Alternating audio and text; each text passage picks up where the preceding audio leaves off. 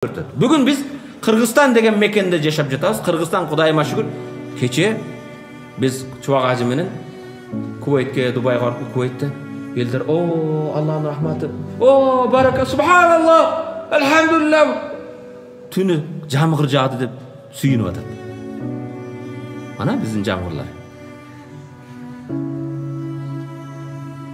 Саудия мамлекетінде падыша буйрук беріп, жума намаздан кейін елдер Allah Taala'dan 2 rekat namaz okup, günahlardan keçirim surap, istiğfar kılıp, Allah'ım biz kaysi yerde hata kıldık, kaysi yerde jaman iş koyduk, bizi keçire korkun dep istiğfar tövbe kılıp jamgır suraydı.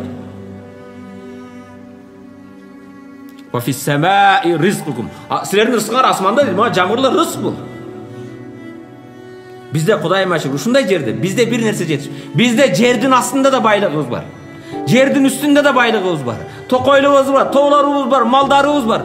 Bizde ekonomikалық кризис жоқ. Bizde iman, adep, axlaq кризисі бар. Мен айтатылым, бізде бір көчетті тамашалап сайып қойсаң өсетіп, Чубак жетеді. Семічканы чағып атып, адаш түшіп кетсе, ошол өсіп шығады дейді.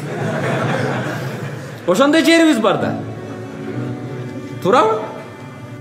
Ким Кудайды таанып Аллаға баш ийсе, шайтанды таанып баш ийбесе, акыйкатты билип акыйкат жолунда жашаса, туура эмести билип туура эместен өзүн сактанса, бул дүйнөнү билип бул дүйнөгө каттуу берилбесе, акыретти билип акыретке амал кылса, ал адам разы болуп жашайт экен да, өткөндө да разы болуп өтүп кетет экен.